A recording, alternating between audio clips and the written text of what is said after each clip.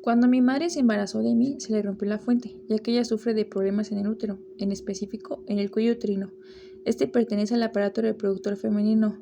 Se compone de dos partes: el útero, donde se alberga el feto en desarrollo, produce secreciones uterinas y permite el paso del semen a las trompas uterinas o de falopio, y los ovarios, que producen los ovocitos o gametos femeninos. Sus principales funciones de este aparato reproductor son la producción hormonal para el mantenimiento de los caracteres sexuales femeninos, permite la fecundación, la gestación y el parto, por lo que los órganos que lo conforman desempeñan un importante papel en la salud de la mujer.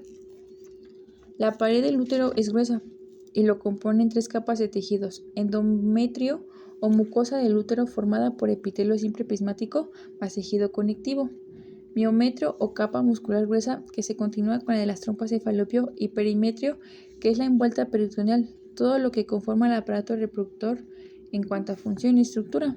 Los problemas se dan en el cuello uterino por desgarros en un parto. Esto le sucedió a mi madre en su primer parto. Por esta razón nací prematura de 6 meses y medio, ya que por este problema se le rompe la fuente y tiene que ser ingresada de emergencia para practicarle una cesárea. Cuando iba al kinder, mi padre siempre solía recogerme, y en la salida había un señor que vendía gelatinas de animales, y mi padre siempre me compraba una gelatina, y eso me causaba mucha felicidad. Existen 4 hormonas clave para nuestro estado de ánimo: dopamina, oxitocina, serotonina y endorfina. Ellas producen lo que conocemos como la química de la felicidad. Uno de los principales sistemas implicados en la felicidad es el sistema de recompensa del cerebro, que libera neurotransmisores que son las hormonas antes mencionadas, que las liberan en ciertas áreas del cerebro como el núcleo accumbens y el córtex prefrontal. El cerebro está compuesto por 2 hemisferios, izquierdo y derecho. Todos los lóbulos, excepto uno, obtienen su nombre según el hueso del cráneo sobre el cual se apoyen: frontal, parietal, temporal, occipital y la abscisión que mencionamos, insular. El cerebro contiene miles de millones de células nerviosas organizadas en patrones que coordinan el pensamiento, la emoción, la conducta, el movimiento y la sensación.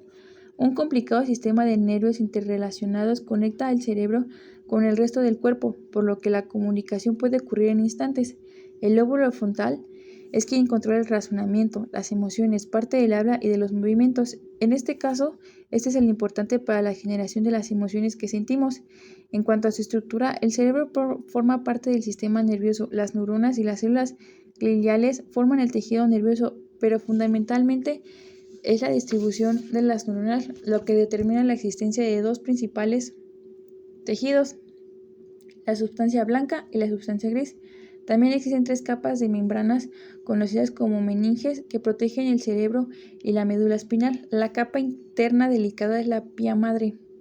La capa del medio es la aracnoidea, una estructura como una tela de araña llena de líquido que amortigua el cerebro, la cual esta capa es externa y se denomina dura madre. Cuando tenía aproximadamente 7 u 8 años, empezó mi atención por la gimnasia artística.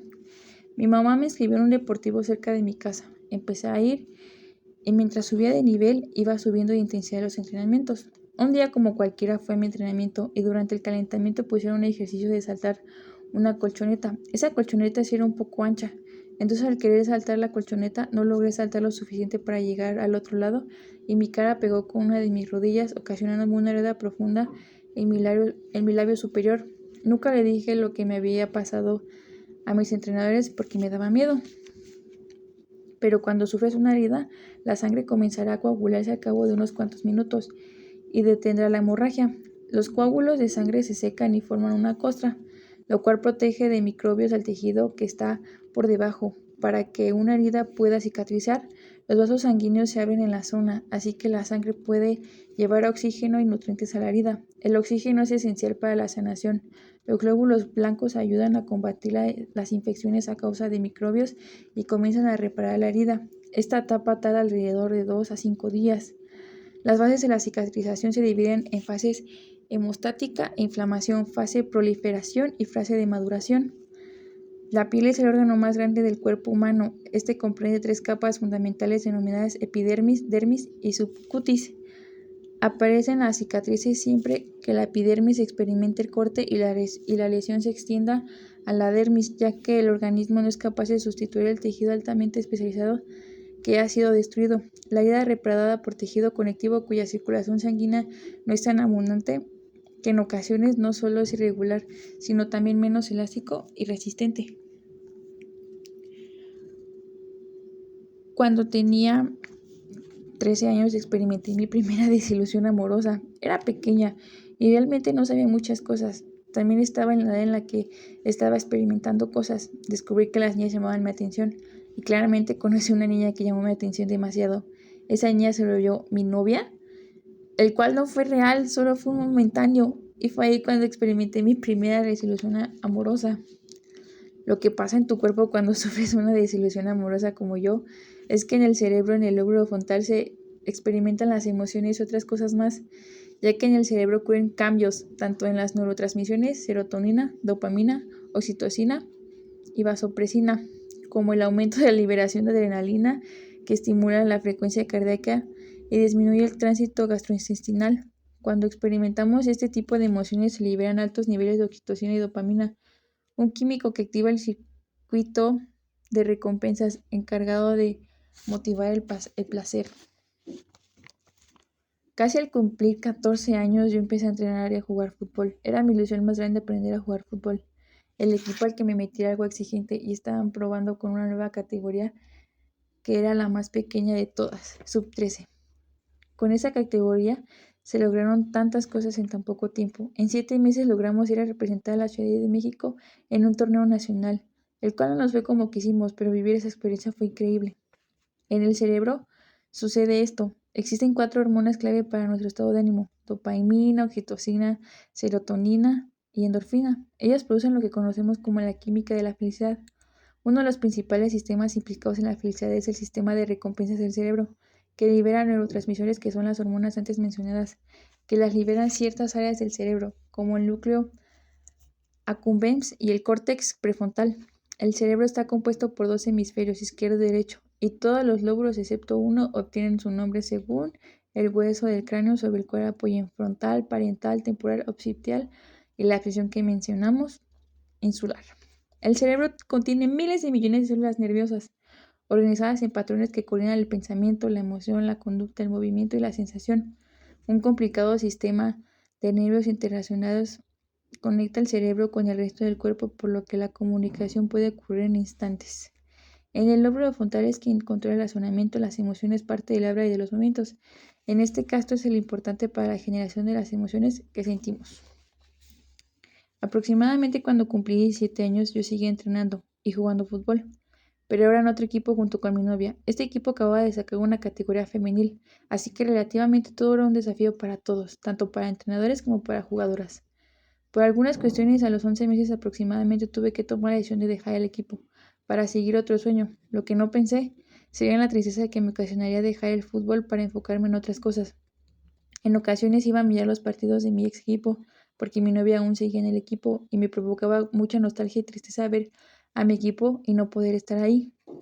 Cuando estamos tristes a nivel neuronal, se incrementa el consumo de glucosa y oxígeno en el cerebro. Por ello, cuando lloramos incrementamos la frecuencia respiratoria. En esta, la respuesta emocional es más rápida, se autolimita. 10 minutos de llanto cansan el cerebro. La densidad de la sustancia gris encargada de procesar información del cerebro disminuye el hipocampo, la amígdala y en la corteza prefrontal. Por otro, se produce una atrofia y pérdida de conexiones sinápticas, es decir, las neuronas podan sus conexiones. La tristeza, como otras emociones, involucran a la amígdala, un conjunto de núcleos de neuronas, asimismo que el hipocampo, que está asociado con la memoria, puede desempeñar un papel de las emociones, y lo que provoca en el cuerpo humano es que empieza a segregar cortisol, la hormona del estrés, y neurotransmisiones como la serotonina y la dopamina relacionadas con la sensación del bienestar y la motivación descienden. Un día en un entrenamiento de fútbol, mi entrenador nos dejó entrenando libre, porque él tenía un compromiso. Estábamos jugando fútbol entre las del equipo y yo.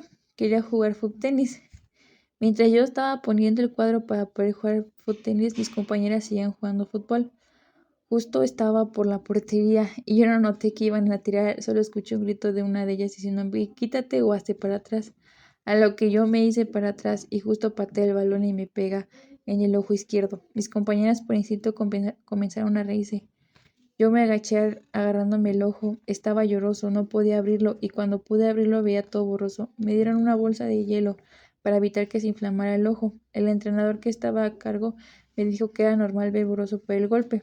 Pasó una hora y más dejaba de ver. Le marqué a mi mamá para que me alcanzara en el hospital. Cuando me pasaron con el doctor, me comentó que tenía una hemorragia interna y que tenía que revisarme un especialista, pero había llegado tarde al hospital y ya no estaba el especialista. Tuve que quedarme toda esa noche en el hospital para al siguiente día ser trasladada a otro hospital y poder ser revisada de mejor manera. Al siguiente día me trasladaron al otro hospital donde me revisaron y el golpe me ocasionó un hoyito en la retina, el cual tuvo que ser cerrado por una cirugía láser. Los agujeros en la retina pueden cerrarse espontáneamente y mejorarán la visión, pero en la mayoría de los casos, si no se trata la visión central, irá empeorando gradualmente, pudiendo llegar a un nivel en el que no sean capaces de leer ni ver. Estos pueden ser causados por traumatismos que, en este caso, así me pasó a mí. También puede ser ocasionado por el líquido que hay en el interior del ojo, humor vitreo. Se pegué a la retina y tiré de ella, provocando el agujero. En algunas ocasiones el agujero se forma de manera espontánea sin causa clara. El ojo se encuentra dentro de una cuenca ósea protectora conocida como la órbita. La órbita tiene 6 músculos extraoculares que se adhieren al ojo. Estos músculos mueven el ojo hacia arriba y hacia abajo, de lado a lado y también lo hacen rotar. Los músculos oculares están conectados a la parte blanca del ojo conocida como la esclera. Es una capa de tejido fuerte que cubre casi toda la superficie del glóbulo ocular. La superficie del ojo y la superficie interna de los párpados están cubiertas de una membrana transparente conocida como la conjuntiva. Las lágrimas lubrican el ojo y forman 3 capas. Estas 3 capas juntas se denominan película lagrimal. La capa mucosa está formada por la conjuntiva. La parte acuosa de las lágrimas está formada por la glándula lagrimal. La glándula lagrimal del ojo se encuentra debajo del borde exterior de la caja de la ceja en la órbita. La glándula de meibomio produce aceite que se convierte en parte de la película lagrimal.